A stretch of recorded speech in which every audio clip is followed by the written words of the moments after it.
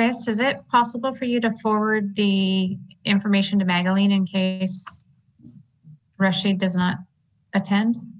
And Magaline, that would be the script for this evening.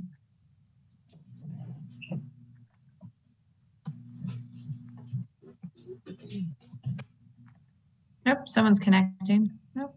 Magaline, do you have access to your email right now if we were to send you the script for tonight?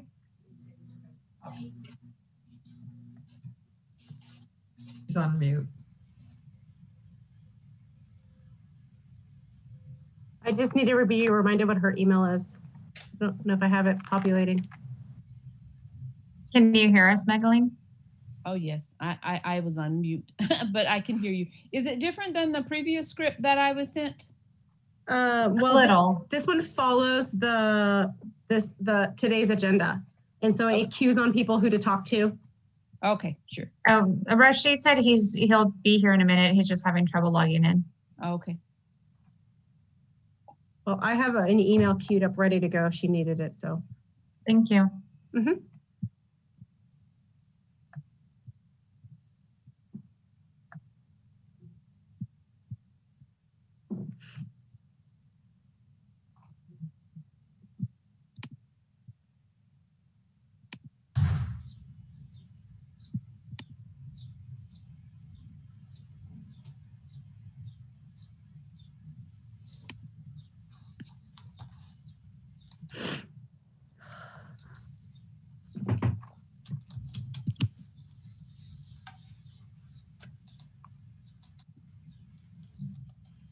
Someone's email is popping up.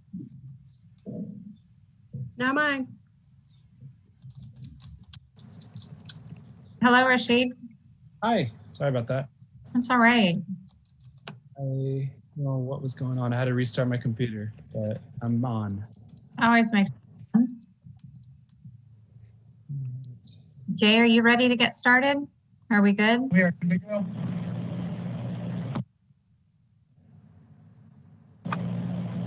Good to go, Christine. Thank you. Rashid, you ready? Perfect. I'm just pulling up the script right now, and I'll be ready to go. All right. All right. Okay. Sorry I sent it so late.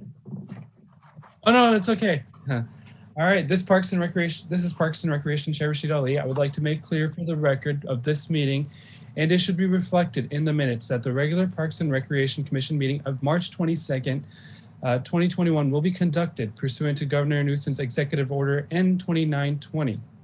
The meeting will be held via teleconference, and Parks and Recreation Commission members will participate via teleconference. Those locations are not listed on the agenda and are not accessible to the public. The public is encouraged to listen to the Parks and Recreation Commission meeting live by going to the City of Woodland website at www.cityofwoodland.org/meetings. Any member of the public watching the live stream who wishes to make a comment on an item as it is being heard may submit an email to krista.bain@cityofwoodland.org prior to public comment on that item. Email comments submitted to be read into the record shall be no more than 3 minutes when read aloud. Please include the agenda item in the subject line. All right, Chris, it would now be appropriate for you to conduct roll call. Each member must identify themselves during roll call. All right, Vice Chair Ali. Present. This is Vice Chair Ali. I am present. Commissioner Martin. This is Commissioner Martin, present. Commissioner Valkarenki. This is Commissioner Valkarengi. I'm present. And Commissioner White Snyder. This is Commissioner White Snyder, and I'm present. Thank you. All right, thank you, Chris. I would now like to request that each member of the commission respond to these questions. Commissioner Martin, can you hear me well? Yes, I can hear you well. Commissioner Valkarengi, can you hear me well? Yes, I can. Commissioner White Snyder, can you hear me well? Yes, I can hear you well. Does each member of the commission have a copy of the agenda for this meeting? Commissioner Martin, do you have an agenda? Yes, I do. Commissioner Valkarengi, do you have an agenda? Yes, I do. Commissioner White Snyder, do you have an agenda? Yes, I do. Wonderful. Chris, has the agenda been posted at a location reasonably accessible to the public? Yes, it has. Great. The record should reflect that all commissioners are present for this teleconference and have indicated that they were able to hear the proceedings. At this time, I'm requesting that city staff introduce themselves and their position so that the record can reflect their attendance. Good evening, everyone. I'm Christine Engel. I'm the Community Services Director. Hi there, I'm Chris Bain. I'm the Community Services Program Manager. Hi, I'm Wes Schroeder. I'm the Park Superintendent.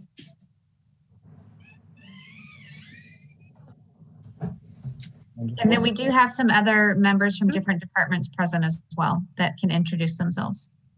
Yeah, good evening, Chair, members of the Commission. Ken Hyatt, City Manager for City of Woodland. Hi, good evening, Commissioners. Erica Baumgardner, Business Development Liaison with the City of Woodland.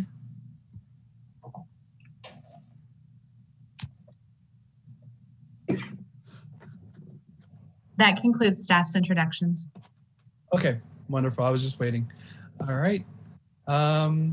Let's see here. Now, as we go through the agenda, I would request that before speaking, you should identify yourself each time. For example, this is Commissioner Ali. Let the individual speak and please do not interrupt. I would also ask that to the greatest extent possible, everyone mute their phones so that we don't get any unnecessary background noise.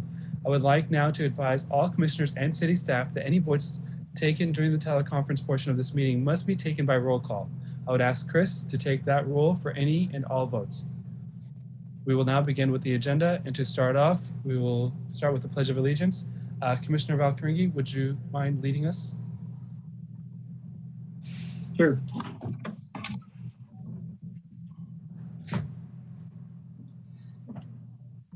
I pledge allegiance to the flag of the United States of America and to the republic for which it stands, one nation, under God, indivisible, with liberty and justice for all.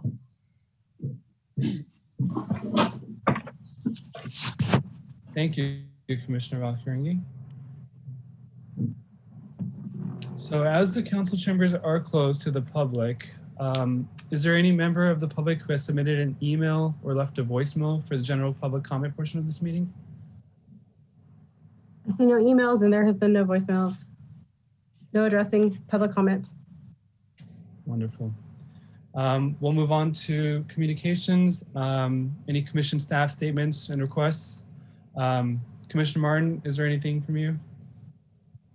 No, there's nothing for me at this time. Commissioner Valkyringi? No comments this evening. And finally, Commissioner White Snyder? No, I have no comments at this time. I also don't have any comments at this time. I believe we do have a presentation today. Chris, would you like us to start off with the presentation? I believe it's item G. Yes, and we have Okay. Erica and Ken here to provide their the information on the Woodland Research Technology Park specific plan. Good. I'll maybe start it off a little bit and then have Erica Baumgartner walk through a few more specifics about the project as it pertains to specifically parks in the green belts, open spaces, as well as the urban forest policies that we've articulated in the draft plan. I'll provide a little bit of context as to the project and then hand it over to Erica. As the commission is probably aware, this project has been in the works for quite some time now, and really, got initiated back during the general plan update process. And during that general plan update process, just after the Great Recession, the council specifically said we need to develop a long-range vision for our community that is centered around creating opportunities for employment and job diversification in our community. Naturally, that was top of mind with significant loss of jobs, particularly in our industrial area, that evaporated effectively overnight. So there was a lot of attention on economic development in the general plan update, as well as sustainability. And and healthy communities. And so I want to share a little bit about that with you this evening. But what is unique about, I think, this project and why it really ties into a key tenet of the general plan is, it really was identified as the city's earliest opportunity for us to make significant advancement at leveraging research strengths at UC Davis around knowledge-based industries that the community really had not been intentional about in the past, hadn't fully leveraged the university's presence and the growing interest, particularly in alignment with ag and animal sciences, and using technologies to really transform the way that we not just grow and produce our food, but really understand how that food interacts with our bodies and translates to healthier communities. So with that, the Research and Technology Park, accomplished many of those objectives through a mixed-use innovation project on 350 acres, but really was also identified as an opportunity for us to continue to build out the Spring Lake area in the southeast, which the city had indicated is the primary growth area for the prior 2 decades, and really wanted to make sure that as we continued to contemplate future growth areas, that we did so in a way that took advantage of the infrastructure investments that had gone into Spring Lake and the planning as part of Spring Lake to build the next phase, essentially, of the Spring Lake build out area in the southeast part of the community. And so on this graphic, you can see here a carve out of the project area. The 350 acres essentially will complete the build out of the Spring Lake neighborhood from the current Harry Lorenzo, which is the western boundary of much of the Spring Lake area, over to Highway 113, and then just south of 25A. So I'll have Erica walk you through specifics of the actual land plan that we've been working on. Shortly after adoption of the general plan, the landowners of this 350 acres, of which there are 5, were, I would say, talked into submitting an application by the city to help us, advance these important initiatives for us and really help us create an opportunity to attract not just new companies to our community, but really grow organically internally with some of the existing industry that was starting to grow within our own community. And again, particularly around the food, ag, and life sciences, we saw a strength emerging through the Great Recession with our food companies and farming expanding really well, but more and more so research around seed research as well as animal research starting to be a small cluster in our community. And so creating opportunities for those companies to expand here, continue to add new jobs were important. But also in doing that, we wanted to build out a community and a neighborhood that complemented Spring Lake, that built on the great open space amenities that plan had built into it, and really create a complete southeast area of the community that also serves as a gateway from 113 south into Woodlands, but also a center for jobs and innovation. So with that, I will hand over the next slide to Erica to talk you through the specifics about how the project builds on the general plan policies, and look forward to hearing the Commission's input and thoughts around some of the draft principles and policies that will help bring this plan ultimately into life, sort of centered around the open space, which was a key tenet of the project. Yeah, great. All right. Thank you very much. And good evening, Commissioners, Chairman Ali. Again, this is Erica Baumgardner. So as Ken mentioned, the plan fulfills the goals outlined in the city's general plan, specifically the development of a mixed residential district anchored by a research and technology business park in the southern gateway to the city. So in addition to the research and technology opportunities, the plan is envisioned as a complete, balanced work, live, play community. In terms of the physical layout, consistent with the general plan, the area is comprised of 3 core planning districts, the Technology Park District, the Village Center District, and the Villages or Residential District, from which the underlying zoning and development and design standards and guidelines were ultimately developed. At build out, the plan will accommodate 1,600 housing units or homes and 2.2 million square feet of commercial and office development. So to start, I just wanted to give a quick overview of those districts so you kind of have a complete picture of what the specific plan is, and then I'll spend a little bit more time talking about some of the parks, green belts, open space elements of the plan. So to start, we have the Technology Park District, which is 120 acres of the total 350 acre plan area. Uses within the Research and Technology Park zone include a variety of office and R&D, specialty food, and seed processing, manufacturing, and similar uses. Additionally, employees serving retail and commercial uses are permitted within the tech park and at the project gateway near County Road 25A. So including things like fitness studios, childcare, salons, other smaller retail and commercial uses. About 8 acres of the Tech Park District located south of County Road 25A, where you see that Tech Park South campus, actually not even that full South campus, it's really just a small portion of that area, is zoned for highway commercial uses. So that can include a hotel, conference center, restaurant, those type of uses. So moving on to the Villages District or the residential district. This area consists of 135 acres and is located along the eastern boundary of the project site and will again accommodate approximately 1,600 housing units at build out, a variety of housing types and residential densities, but with a transition to lower housing densities as you approach the Spring Lake community to allow for that seamless transition into the existing neighborhoods. And then lastly, before moving on, the Village District is bound along that eastern boundary by Harry Lorenzo Avenue, which will ultimately include a 40 to 60 foot wide greenbelt trail spanning the entire length of the specific plan from Farmers Central Road on the north down to County Road 25A on the south.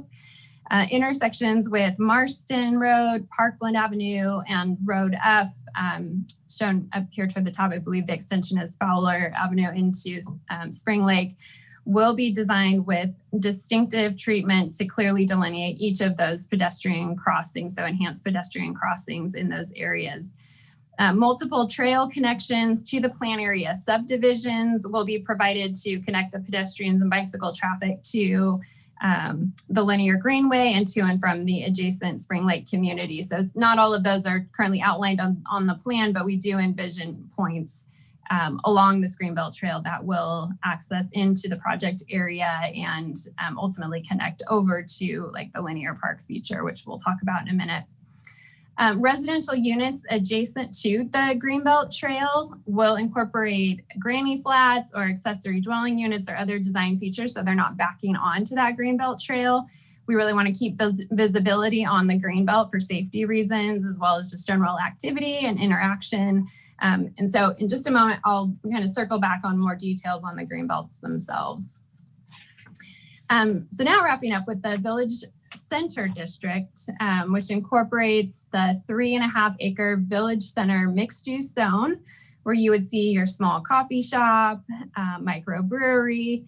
We also have about 30 acres of low and medium density residential uses, and then the 11 acre linear park, otherwise known as the Yard, in this Village Center District.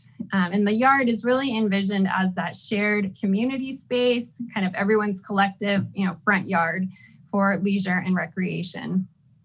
So I'll talk a little bit more about that particular feature now. So in terms of size, if you're familiar with Central Park in Davis, where they hold the big farmers market, the proposed linear park is about the same width. It's about 300 feet wide, but about twice the length. So pretty good size.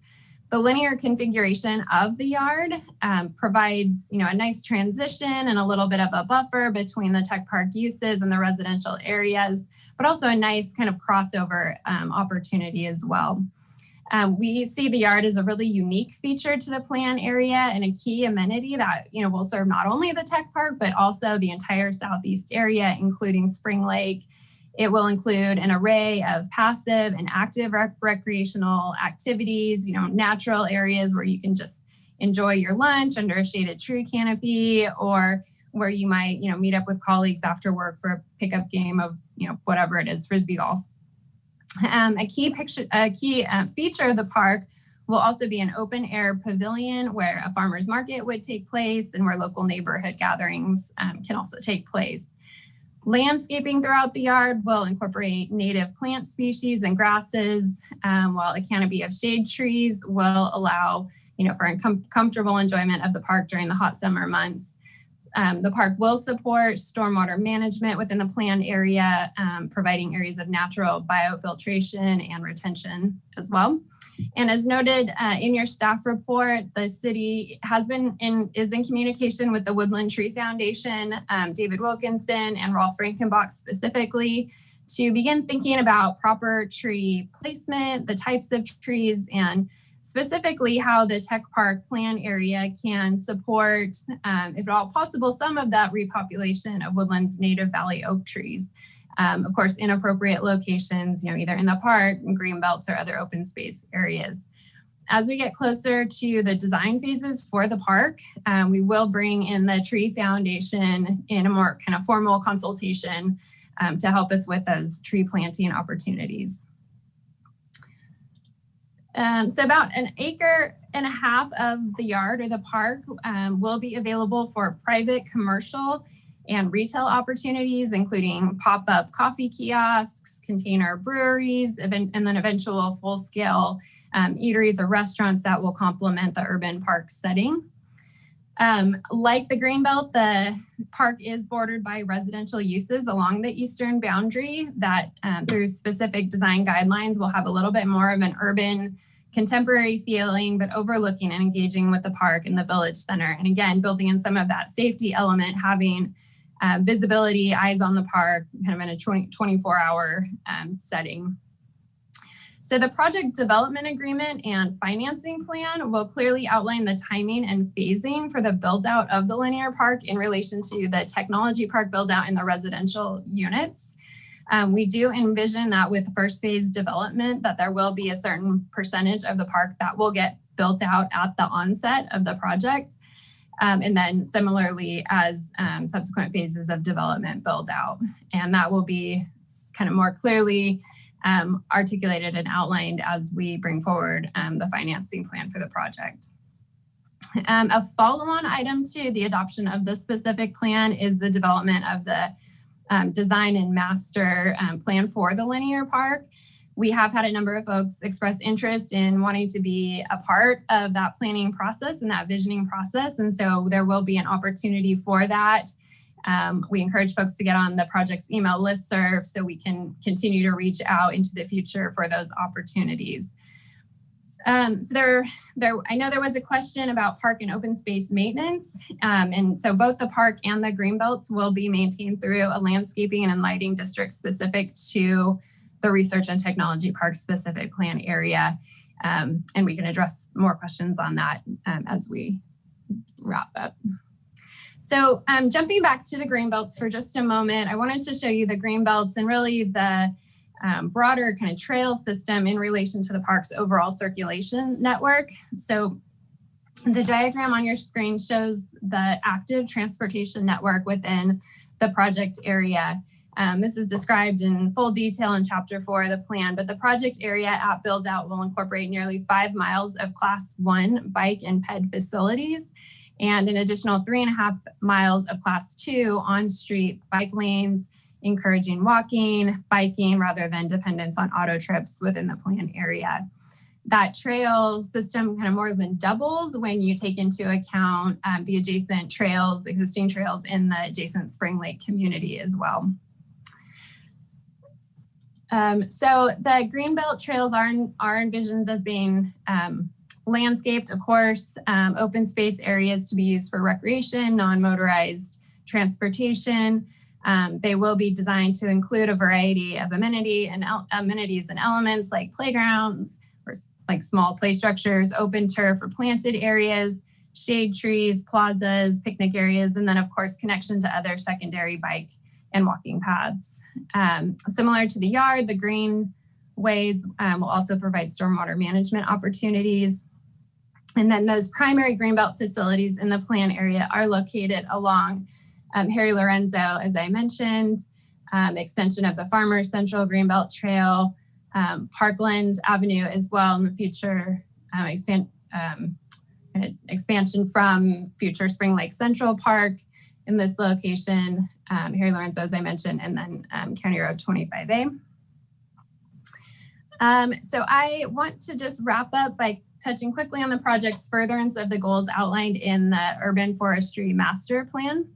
So obviously the project presents, an opportunity to increase the number of trees in the community, and at the onset, really plan for an appropriate tree canopy to reduce heat island effect, sequester carbon, to further the city's overall greenhouse gas reduction goals as well.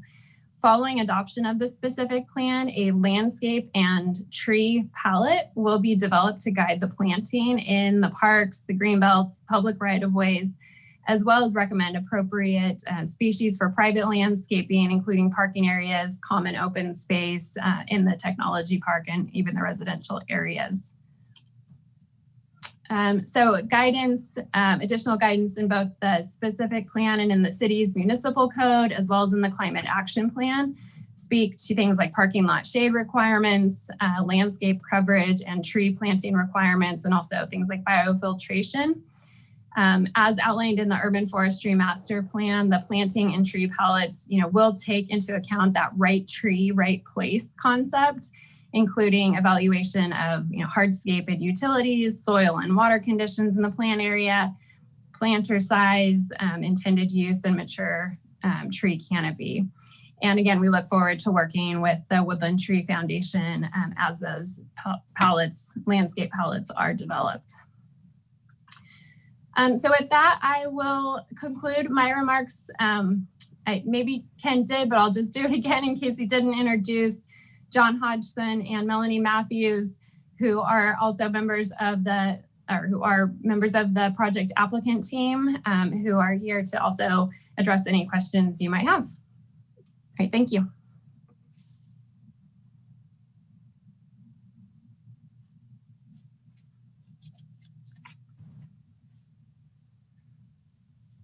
I do want to make notice that that Rashid did recuse himself because he does have property in close proximity to the tech park. So once we're done with this discussion, I will text him and he will rejoin us.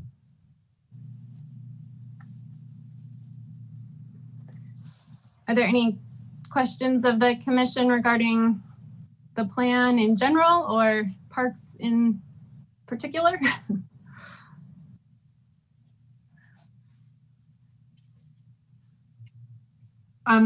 So this is Commissioner White Snyder. I was just looking as you were showing us all those lovely graphics. Thank you. And you didn't really mention how solar would fit into this. I was thinking of the parking lots. The city went through a huge exercise to put solar up in a lot of the parking lots. And I didn't hear any mention of how that is being considered in any of this. So just, that's kind of a general question. I'm sure it's on your radar. I just didn't hear it mentioned. Yeah, no, absolutely.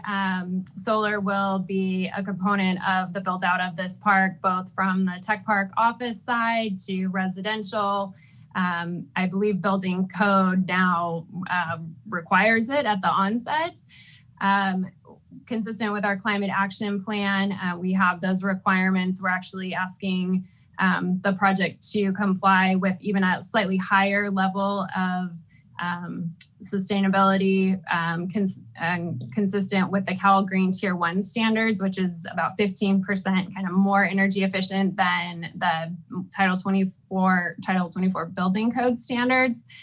And yeah, we do encourage things like solar in the parking lots as well, not to hopefully the detriment of tree canopy, because that's very important as well. So we'll have to strike that right balance. But yeah, no, absolutely. I think that's a good point, and one that we will see carried forward in the plan. Thank you. Oh, I'm sorry. Were you finished? Me? Yes. Yes. Hi, this is Commissioner Martin. My question also falls along the lines of the climate action plan. First of all, is that available somewhere in this presentation that we were given? I mean, the written. Sorry, the climate action plan specifically, or how? No, the climate action plan. Is it part of this 200-page document that we were given? I mean, I've rolled through it, but I don't recall seeing it. But is it included in there? And I don't need to know specifically where it is. I just want to know where, if it's in there, and then I can actually look for it myself.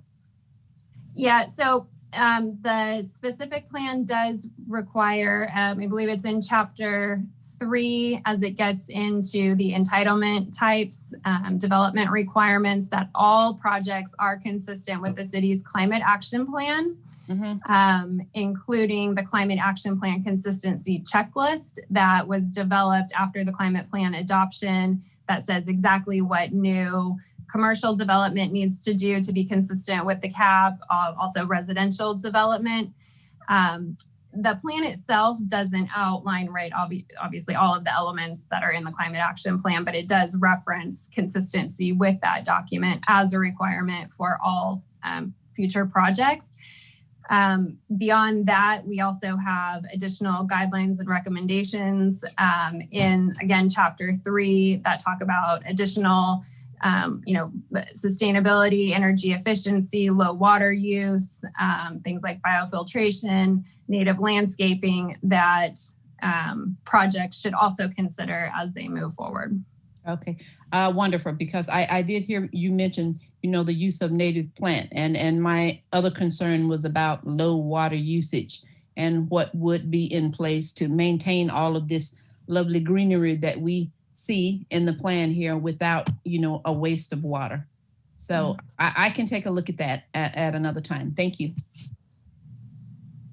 Well, while we're on that topic, I will add that this project will be able to take advantage of the recycled water that we now have capacity to treat at the wastewater treatment plant, and are currently providing to our industrial area, a couple users up there, as well as I believe it's Pioneer Park and maybe Clenard Park, as well as some open space north of Gibson.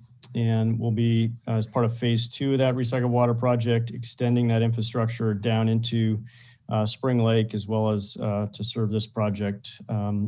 Primarily just the open spaces, both in the form of public parks and greenbelts, but we might also be evaluating that usage as well on private commercial properties for landscape use.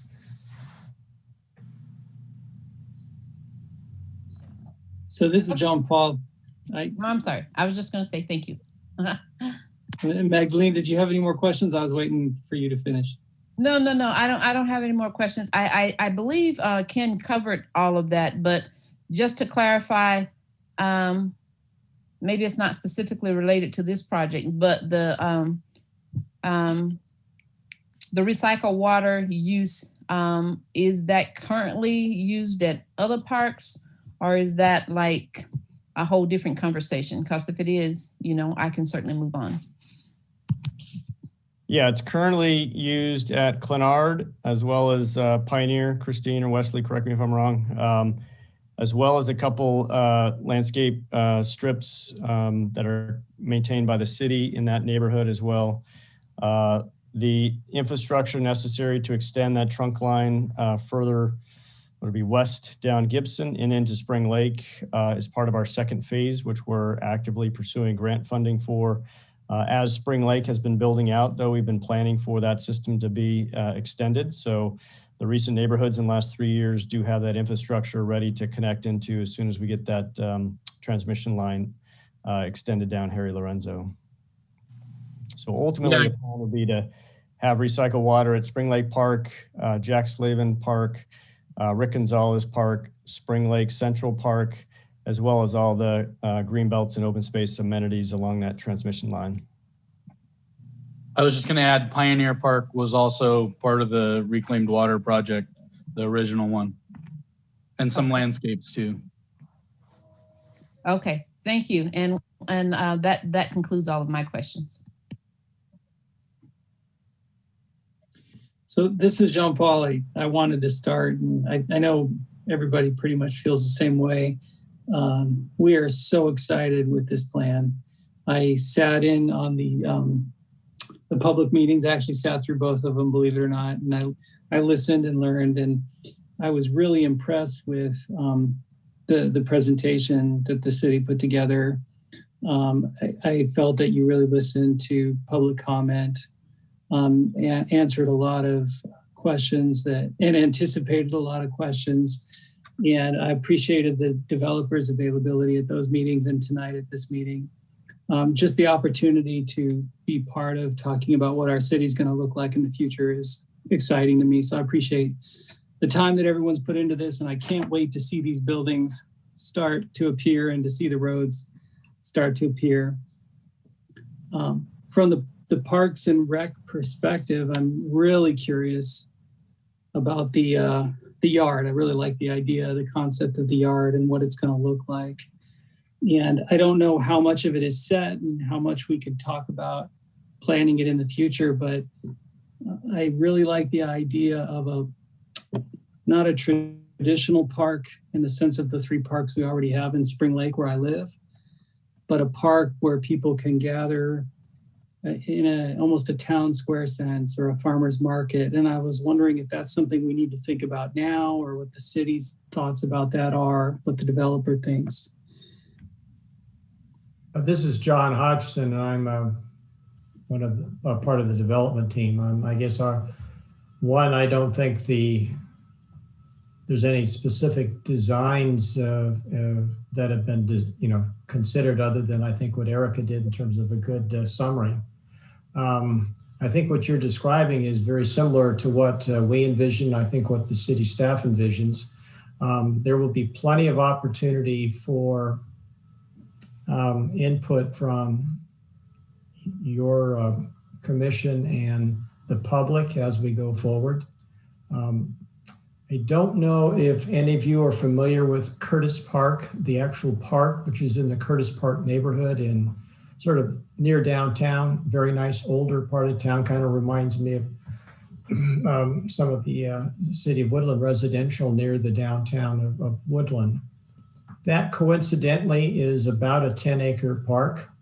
It's been there for about 60 years, residential on, in that case, all sides. No traditional, baseball fields or soccer fields per se, organized sports, but really opportunities for people to hang out, families to go to, to have their picnics or whatever else, and opportunities for any number of recreational facilities. So we're, I think, thinking along the same lines as you just expressed, and we would welcome, as we go forward, getting this thing to a point where we can build it in phases with a master plan that we're all happy with. Yeah, and you tied into the very next thing I wanted to talk about, which was the build out of the park and financing. And the only thing I have to compare it to from my personal experiences is the building of parks in the Spring Lake neighborhood. So we have 3 parks here. All 3 parks are partially built. They've been built in phases when financing is available. My hope is that we can avoid, and I understand we may not be able to, but my hope is we can try to avoid a half-built park here. I would encourage the city to look at ways to, when it decides to build this yard that's just going to be incredible, that they can build it all at once and have it complete. I don't know when the right time to do that would be, but I know it's been not frustrating, but it's been a little bit difficult within this neighborhood to see parks partially built with no end in sight. And a lot of that had to do with things beyond everyone's control, like the downturn we had 10 years ago. But I would really, when I hear build out in phases based on projected financing, I worry that people in this new neighborhood, in this business complex, are going to be in the same position we are in Spring Lake with a partially built park. And I'd like to see if the city and the developer can help avoid that problem. Well, I wasn't involved with Spring Lake, and you're right that the Spring Lake folks hit a well, whatever you want to call it, the Great Recession or the Depression that we experienced, among other, among other areas, the real estate area. 11 acres of a park with all the amenities that we're proposing is very expensive. In projects that I've worked with, and this is about my 8th or 9th major project in the greater Northern California over about the last 25 years. There are ways to do these correctly. And there are ways that you can phase something so you get, let's say, the first third of the first half of the project, of the park. The most probably be the southern portion of the park near the village center, near where we think some of the offices will start and where we think potentially some of the residential will start. We, as the developers, the property owners, and again, Melanie and I represent the property owners currently, we have an obligation under the Quimby Act to pay or to provide a certain number of acres of land per 1,000 people that will be generated by this project, and we'll be dedicating that. The 11 acres will be there. They are or will be zoned for this particular use. I don't think, I'll just be candid, I don't think it's going to be possible to upfront the entire park, but I do think there will be a plan that will be, economically feasible such that it will actually get done. I won't comment on Spring Lake. I do know that other master plans have been able to get the parks done, but it's hard. Our initial infrastructure, just some very basic infrastructure to the first part of our project, could be in the range of $10 to $15 million. That's just for some of the roads and the sewer, water, drainage, et cetera, that needs to jumpstart the first portions of the project. So it's an expensive proposition, but we have a good plan, and we are working on the financing plan right now, and we'll be sitting down with the city and we're working on a development agreement which will lay out how we get this done. It's all public and transparent, and you can make your comments on it, but I think we feel comfortable we can do it. That's good to know, and I'm glad you're thinking about it, and I do appreciate the economics of it. I wouldn't expect the park to be the first thing built. I just hope that when you do sit down at the table with the city, if there's a possibility of discussing the appropriate time to build a park completely, that at least it's part of the discussion. I am not the expert. I don't understand the economics. I'm just providing perspective and asking that you guys think about it. That's it. Yeah, we agree. The other question I had was related to the urban forest. I just love the design of the Greenbelt. The bikeability and the accessibility of this design is so impressive to me. And it's one thing I really like about the project. In terms of size and scale, it's hard for me to look at the map and understand how big this is compared to the L&L for Spring Lake, for example, or the size of the bike paths for Spring Lake, just compare it against this. And I was wondering in scale, how it compares and how many trees we would anticipate adding in this new development, if that's even something that can be measured. Yeah, I think we can quantify on a per acre basis, right, what the average density is that the city would look to be planting green belts and open spaces. On top of that, we could probably even, get down to the street tree level as well. Erica, I don't know if any of that analysis is being done as part of our CEQA, or we already started to prescribe some of that. I don't think we've gotten down to that level of detail quite yet. I mean, there are tree planting requirements, certainly along public right-of-ways. There's, separation requirements, but not quite to that level in the green belts and other open space areas yet.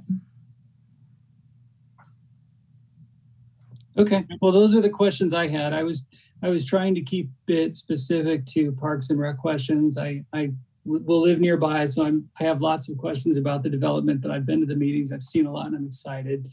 Those are all the Parks and Rec questions I had. We're happy to follow up with you offline on any non-Parks and Rec related questions. So appreciate you sitting through both of those presentations and discussions. So. Oh, no problem. I know how hard you guys work on it. I figured it was worth me sitting through. It's always nice to have an audience. Yeah. If there aren't any other questions, I'm going to go ahead and invite Rashid back into the meeting.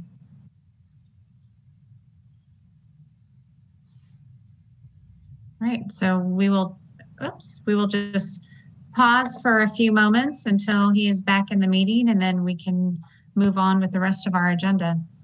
Well, Christine, I have a question since he's recused himself. I don't know if the city is asking for a recommendation tonight from Parks and Rec Commission, or if this was information only. Would Rashid participate in that vote or be part of it?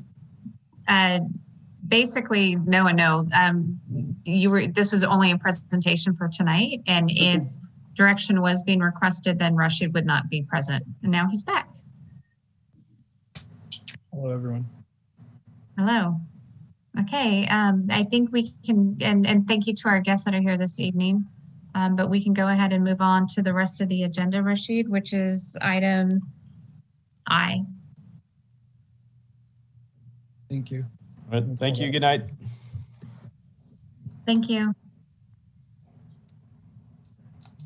Okay, hopefully that was a good presentation. I'm sad that I could not be a part of it, but also completely understand and glad that there was full transparency now rather than this coming back later on. So you can absolutely watch it though if you would like. It was recorded. Okay. Yeah, I'll take a look at that. All right, we'll move on to committee reports then. We'll start with Facilities Committee. Commissioner White Snyder, do you have any updates for us? This is Commissioner White Snyder, and I have no updates on that. Okay. And then Program and Department Evaluation, which is my committee. I don't think we've had any updates. I haven't seen any emails or anything come through lately, so I think there's nothing new on my end. Budget and Finance Committee, which is Commissioner Martin. No updates for this committee from me. Okay. And then Urban Forest Committee, which is Commissioner Valkarengi. Hi, no updates for me. Great. Volunteerism Committee, Commissioner White Snyder. No, I have nothing on the Volunteerism Committee. Oh, sorry, I meant Commissioner Martin, but Martin, my apologies. And then ad hoc. I was more than happy to answer for you though, Mag. I think you're both on the same committee. So, and then ad hoc committee, that's you, Commissioner White Snyder. Do you have anything for us there? No, we have nothing on ad hoc. Okay, I'll now request that if commission members haven't already done so, take a look at the minutes for the February 22nd consent. February 22nd meeting to approve the minutes. I already had a chance to look. I did not have anything that I needed to call out, but I'm not sure if everyone else had a chance to look at it already. If so, let's see if we can get a motion to approve those minutes. This is Commissioner White Snyder. I'll make a motion. This is John Paul Valkarengi. I'll second the motion. All right, let's take a vote. What's your vote, White Snyder? Commissioner White Snyder? Aye. Commissioner Martin, what is your vote? Aye. Commissioner Valkarengi? Aye. And Commissioner Ali, what is your vote? Aye. Okay, thank you. And the minutes are approved. Wonderful. Next up is commission absence request. Let me pull up the next meeting date. so that I have. The next meeting is April 26th. April 26th. Okay. Just checking real quick.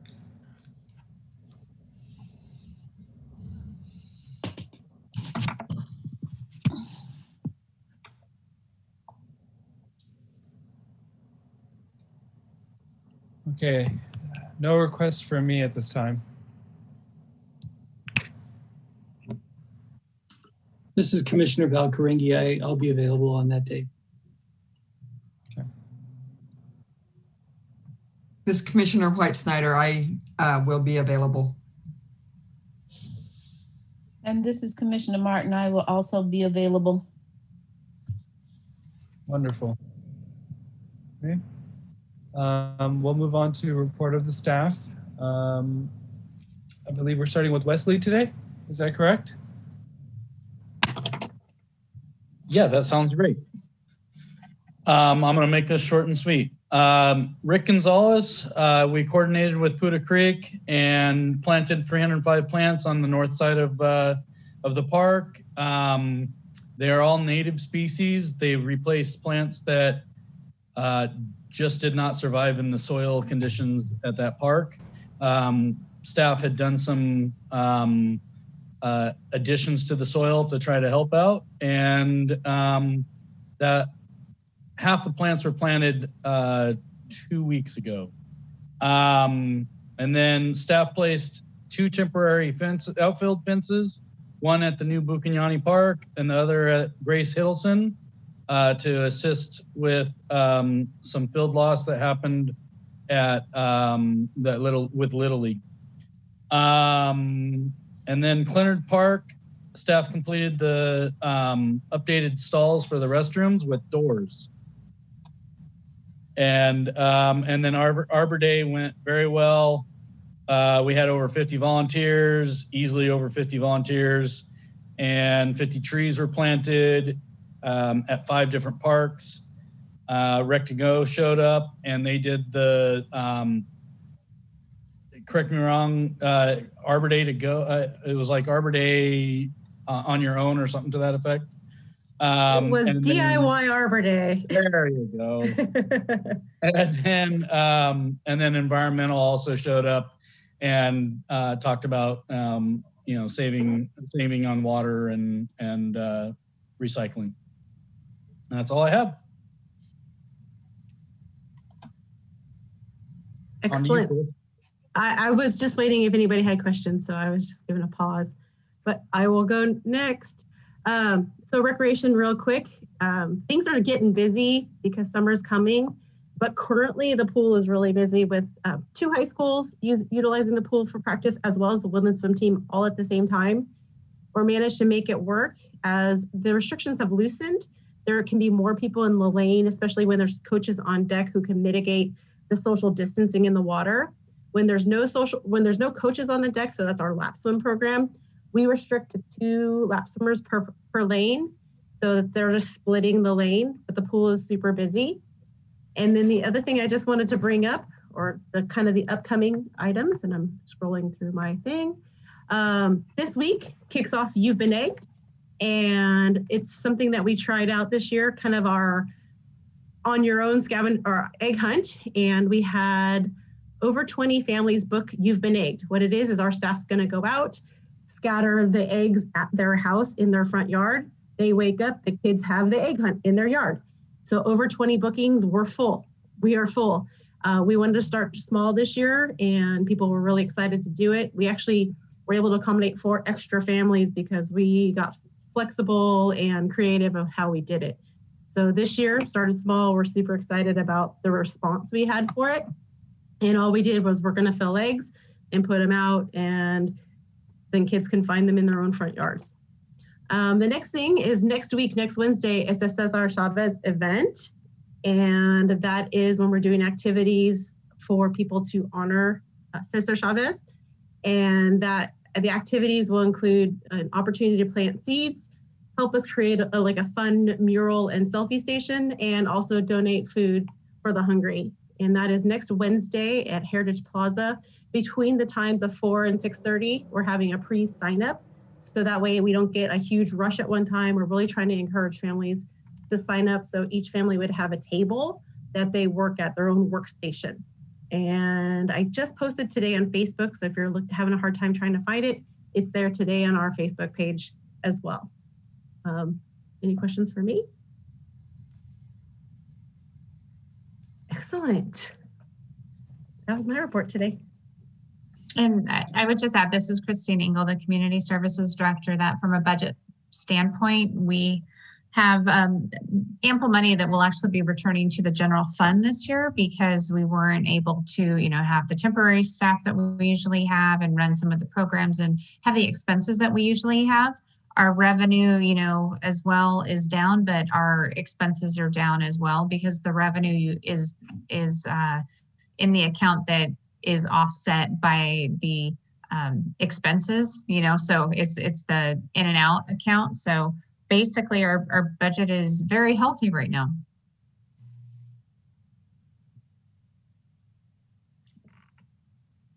That is awesome. Well, it sounds nice, but it's a little sad that the reason it's healthy is because you haven't been able to do the programs that do cost the money, but are really good for the mental health and the activity and the growth of the community. Absolutely. They are slowly starting up though. Tennis is in operation, boxing is in operation. So bit by bit, and our swim lessons, because we aren't able to offer the full amount that we usually offer, our swim lessons are almost actually full, which is sad because it's, limiting for those families that aren't able to participate, but because of the distancing requirements that we have and having to teach from the deck or have it be adult assisted, it's just, where we're at this year. Hopefully summer 2022 this will all be hopefully a bad memory. So.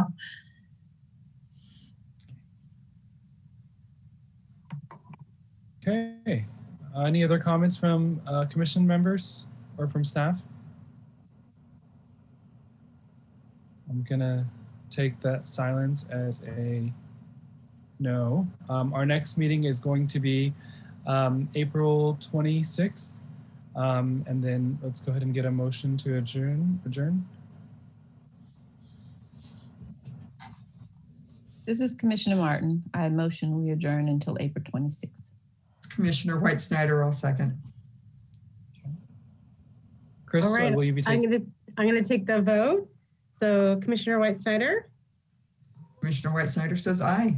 Val Karingi. Aye. Commissioner Martin. Aye. And Commissioner Ali. Aye. All right, with that being said, we are adjourned. Thank you. Good night, everyone. Good to see you. Good night. Good All right, night. bye-bye. Thank you.